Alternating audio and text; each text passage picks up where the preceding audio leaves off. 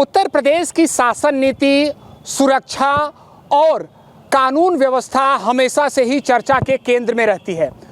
इसके अलावा हम ये भी देखते हैं कि न सिर्फ प्रदेश के राजनीतिक दल बल्कि दूसरे राजनीतिक दल भी इस राज्यों की शासन व्यवस्था को लेकर बयानबाजी करते हैं। अब नेशनल कॉन्फ्रेंस के नेता फारूक अब्दुल्ला ने उत्तर प्रदेश को लेकर एक बड़ा बयान दिया है। उनका कहना है कि यहाँ पर मुसलमानों के घर और उनके मस्जिदों को तोड़ा जा रहा है। हमारे साथ बनारस के जो मुसलमान हैं, इसके अलावा अधिवक्ता व कुछ राजनीतिक दलों के जो विचारधारा को मानने वाले लोग हैं वो जुड़े हैं। हम उनसे बात करेंगे और जानेंगे कि हकीकत क्या है। और निश्चित तौर पर इस बात की चर्चा इसलिए भी है क्योंकि उत्तर प्रदेश को लेकर कहा जा रहा है कि यहाँ की कानून व्यवस्था सबसे बेहतर है। चलिए हम आपसे ही चर्चा की शुरुआत करते हैं। क्या नाम है, कहाँ के रहने वाले हैं? मोहम्मद अजहरुद्दीन, वाराणसी के रहने वाले हैं। अच्छा, हमने आपसे बताया कि फारूक अब्दुल्ला जी ने एक बड़ी बात कही है कि उत्तर प्रदेश में मुसलमानों के घर को गिराया जा रहा है, मस्जिदों को गिराया जा रहा है। आपको भी डर लगता है कि कहीं आपका भी घर ना गिर जाए? ये सरासर गलत है। हाँ। उत्तर प्रदेश में मुसलमान सुरक्षित है। हाँ। और अपना बिजनेस कारोबार अच्छे ढंग से कर रहे हैं। हाँ। और कहीं कोई खतरा नहीं है और न किसी का घर गिराया जा रहा है। जो उग्रवादियों का साथ देगा, जो कट्टरपंथियों का साथ देगा, जाहिर सी बात है उसके घर के ऊपर बुलडोजर चलेगा, वो किसी भी कास्ट का हो। अच्छा। और उत्तर प्रदेश में योगी सरकार में जितना बढ़िया सरकार चल रही है, जितना बढ़िया यहाँ का पुलिस प्रशासन मेंटेन करके चल रही है, वो कहीं का नहीं है। अच्छा, आपका ये कहना है कि सब कुछ ठीक है। आपका क्या नाम है? लवकुश यादव, पगड़ी वाले। लौकुश जी ये बताइए, इनका तो ये कहना है कि सब कुछ बेहतर चल रहा है, फिर फारूक अब्दुल्ला जी ने ये क्यों कह दिया कि नहीं मस्जिद तोड़ा जा रहा है, घर तोड़ा जा रहा है? खान जी भावना में बह गए हैं। लगता है भारतीय जनता पार्टी को कोई लालच दी होगी, लालीपॉप दी होगी, शायद इनको कैबिनेट मंत्री बनना होगा। इनको भूल गए हैं, अभी इनको नहीं मालूम है। शायद इनके पास भी खतौनी तो नहीं होगा, इनका भी घर गिर जाएगा। भावना में बह गए हैं। जब भारतीय जनता पार्टी जिस तरह से उत्तर प्रदेश में डरवाने का काम मुसलमान समाज को कर रहे हैं, आप देखे होंगे संभल में जिस तरह से हुआ। भाई अगर संभल में जो घटना हुआ है, विपक्ष का कोई नेता जाने दे, आप जाने नहीं दे रहे हैं। अरे हम जाना वहाँ, आखिर तो हुआ क्या वहाँ, जानना जाते हैं, हम जाने नहीं देंगे। अब गुंडागर्दी कराएंगे, हमारे नेताओं को रोक देंगे, बॉर्डर सीज करा देंगे।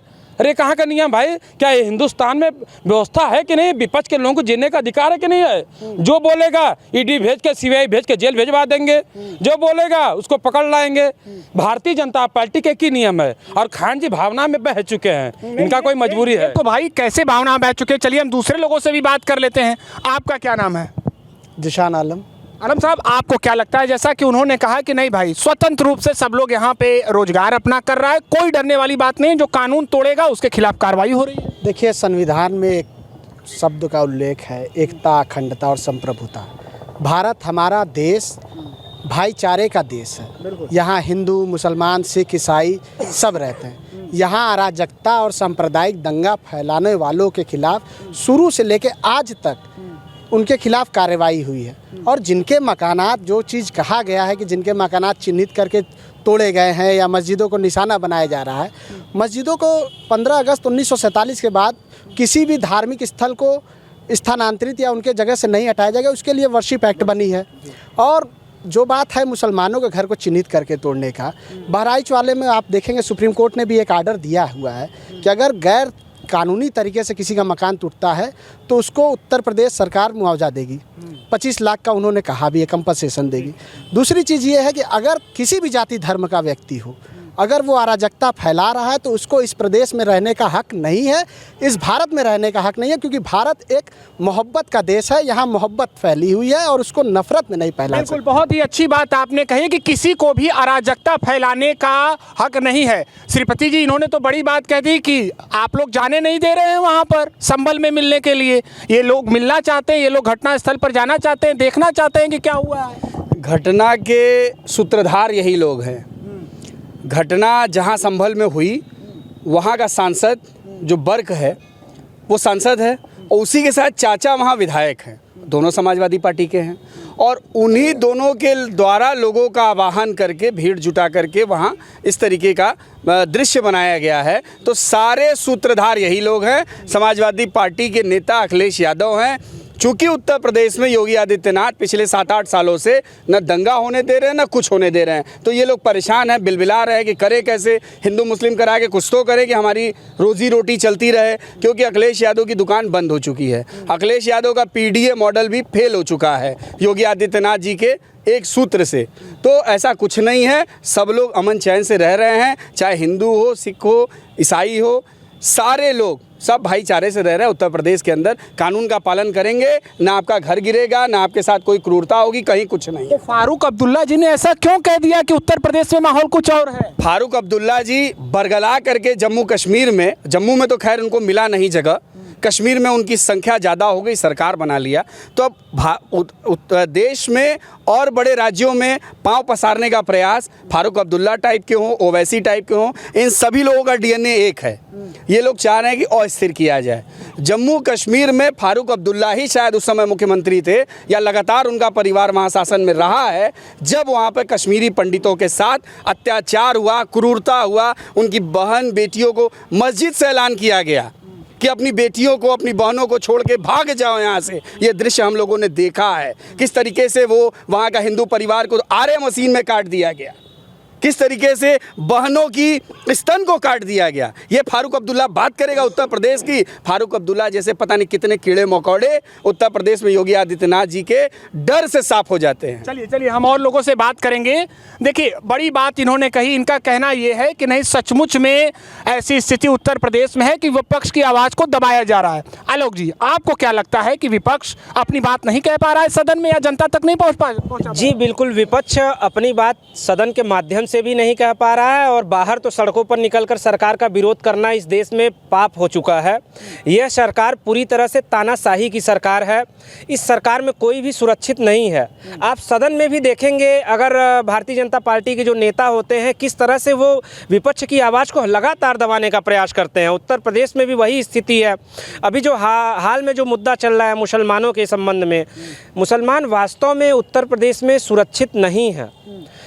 जितने भी मस्जिद हैं, जितने भी मज़ार हैं, अचानक ही उनकी ज़मीनों पर मुकदमों की बाढ़ आ गई है। जबकि 1947 में जब ये कहा गया था प्लेसेस ऑफ वर्शिप एक्ट के तहत कि अब वो जो भी स्थिति है वो यथावत बनी रहेगी, तो वही क्यों नहीं लागू किया जाता? जब देश में अमन चारे का माहौल बनाना है तो ऐसा क्यों किया जा रहा है कि उन जगहों को खोद कर मुद्दों को निकाला जा रहा है, जिससे कि तनाव फैले। अभी संभल में भी तनाव फैला, और योगी जी की सरकार में तो लगातार मुझे लग रहा है अब तो दंगे लगातार होते जा रहे हैं। अभी बहराइच में हुआ, संभल में हुआ, और माहौल बहुत ख़राब है इस समय। तो आप तो माहौल ख़राब होने की बात कर रहे हैं, लेकिन यहाँ पर कहा यह जा रहा है कि नहीं, पूरी तरह से शांति व्यवस्था है। देखिए, उन्होंने भी अपनी बात कही। आपको क्या लगता है, ऐसी स्थिति है डरने की? नहीं, डरने की कोई स्थिति नहीं है। हम यहाँ सेफ हैं और 100% सेफ रहेंगे। 100% सेफ रहेंगे। तो ऐसे नेता जो बाहर हैं उत्तर प्रदेश से, वो ऐसी बातें कहते हैं कि अपने घर को देखें, दूसरे के घर में ताकने की कोई ज़रूरत नहीं है। उत्तर प्रदेश में सब कुछ ठीक है। सब कुछ। आपका शुभ नाम? हाँ, जावेद अख्तर। जावेद जी, आपको क्या लगता है, व्यापार व्यापार सब ठीक ठाक चल रहा है? हाँ। क्या करते हैं? बुनकारी का काम करते हाँ, हैं। तो बुनकरों के लिए बीते 10 वर्षों में बदलाव आया है कि संकट की घड़ी आ गई, कि व्यवसाय अच्छे से नहीं चल रहा है? क्या लग रहा है? नहीं, अभी तो थोड़ा व्यवसाय हम लोगों का डाउन चल रहा है। बाकी सब ठीक ही है। और किसी प्रकार की कोई दिक्कत लगता है कि नहीं, कब अगर हम कुछ बोलें कहीं तो हमारा घर गिर जाएगा, ऐसा डर लगता है क्या? नहीं, ऐसा कोई डर नहीं लगता है। ऐसा कोई डर नहीं लगता है। देखिए लोकू जी, आप तो एक लोगों पर व्यक्तिगत लगे थे टिप्पणी करने, लेकिन हमने भी और लोगों से भी बात की। तो क्या लगता है कि ऐसा क्यों कहा गया फारूक अब्दुल्ला द्वारा कि नहीं, उत्तर प्रदेश में चुन कर जो है घर गिराए जा रहे हैं? वो जो दोनों भाई उन्हीं के साथी हैं, जो साथ में आया तो साथ दोस्ती निभाएगा। जो लीडर कहेगा वही तो लोग साथ कहेंगे। ऐसा तो है नहीं कि वो अलग बयान देंगे, अलग बयान देंगे।